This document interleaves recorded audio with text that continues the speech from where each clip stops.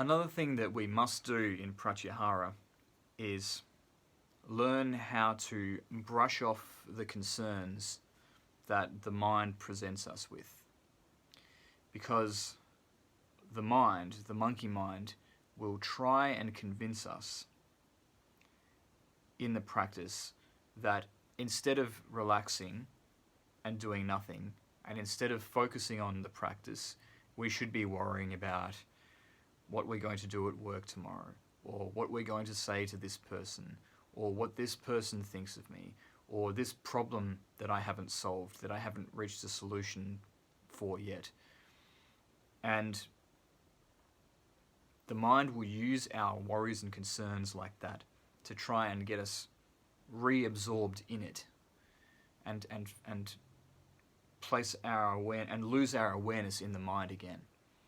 And so we need to resist that. And the way to do that is by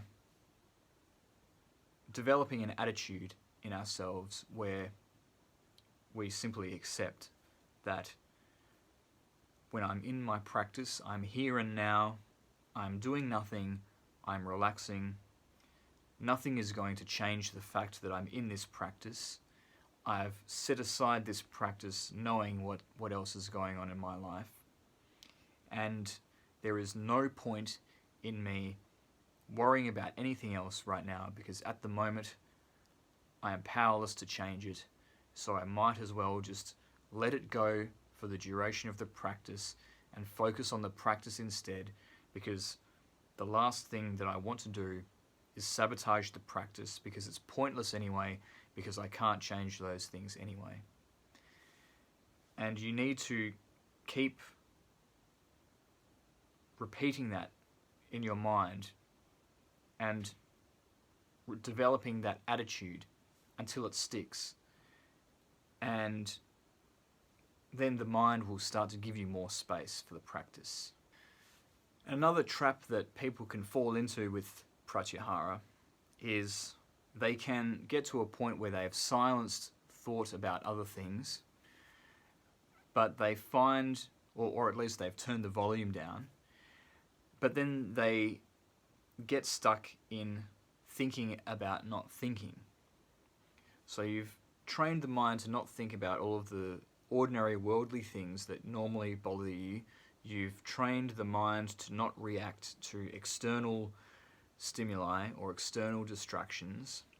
But now the mind tries to deceive you again by creating a thought and a thought process that looks a lot like the practice, but isn't the practice.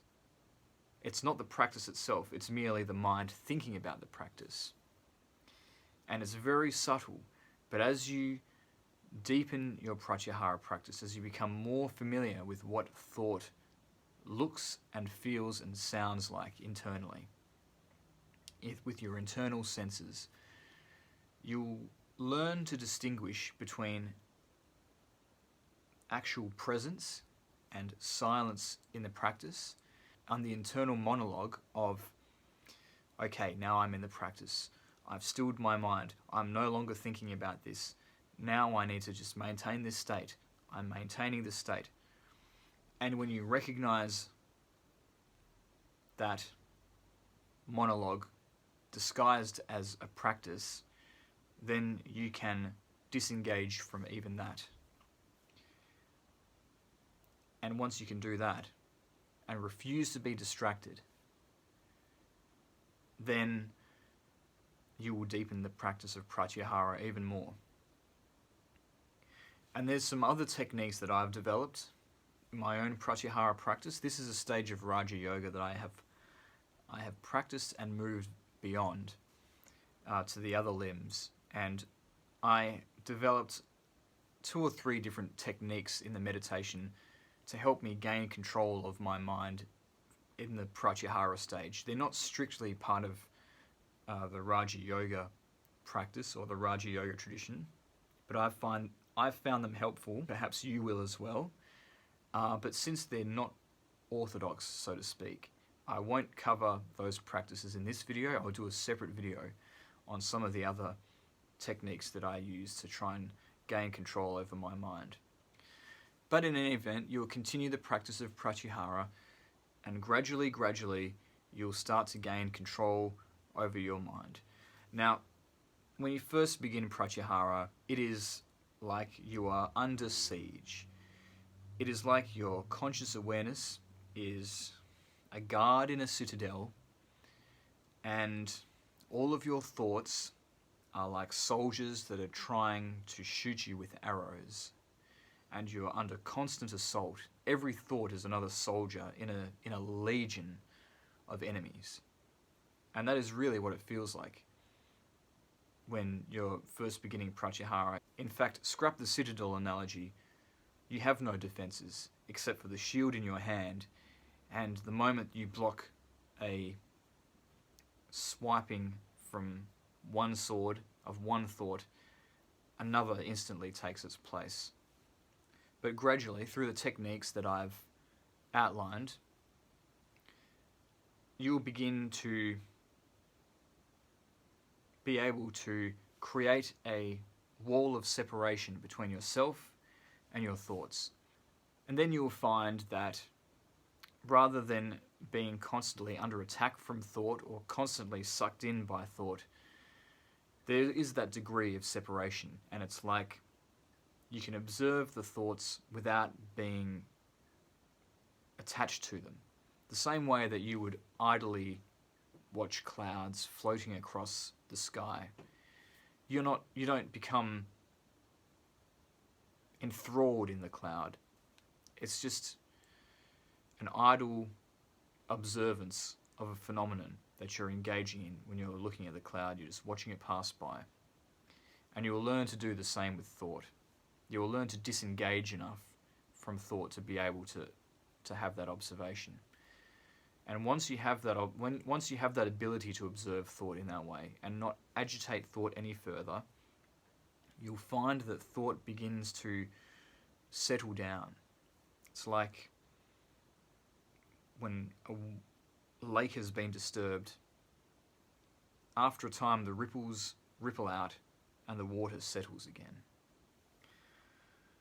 And that is what your mind will be like. And you'll find that there will be spaces of only a few seconds at first, but there will be gaps in between thought, rather than an endless continuum. There will be moments of thoughtlessness, and they will become more frequent and they will go for longer. And as the practice deepens even more, you will find that you no longer think at all. You might find that thoughts don't even form. There's just vague impressions which swirl around in your head but never really take any kind of structure. They're kind of just like wisps of mental activity. This is what the yogis call chitta, the mind stuff. Pre-thought mental activity. And once you've got to a point where you're just observing the ebb and flow of chitta, then you've reached a very good, strong point in your Pratyahara practice. And the supreme success in Pratyahara is characterized by having no thought at all, having utter thoughtlessness, so that for the duration of the practice your mind is like a blank slate. But it's not necessary for you to reach that stage of Pratyahara before you can begin the next limb of Raja Yoga, which is Dharana. Before you can move on to Dharana, it is only necessary that in Pratyahara you achieve a state of consciousness where you are able to disconnect and disassociate from thought at will and bring a decent level of silence to your mind, to reduce the volume in your mind so that it is very still and not dominated by a legion of thoughts and impressions. And when you can do that, then you will have the ability not only to disassociate from particular thoughts, but associate with one thought in particular.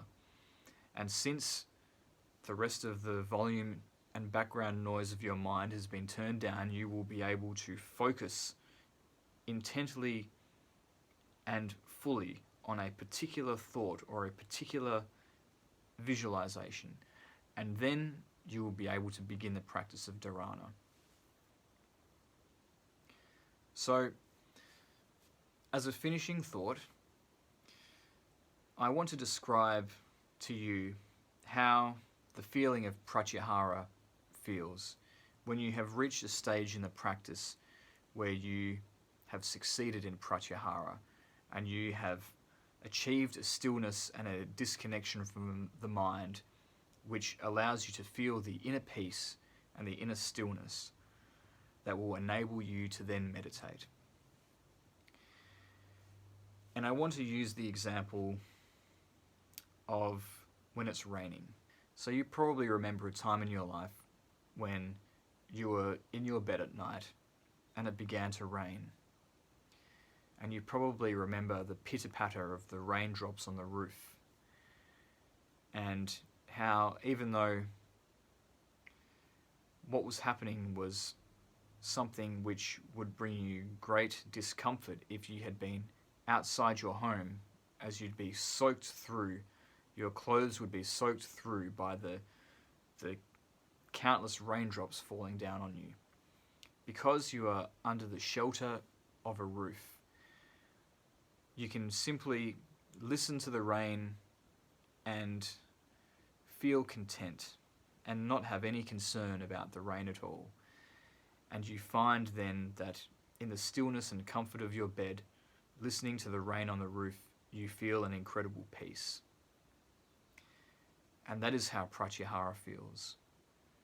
The separation that you create between yourself and your thoughts is like the roof over your head that you have when you're in a house and it's raining.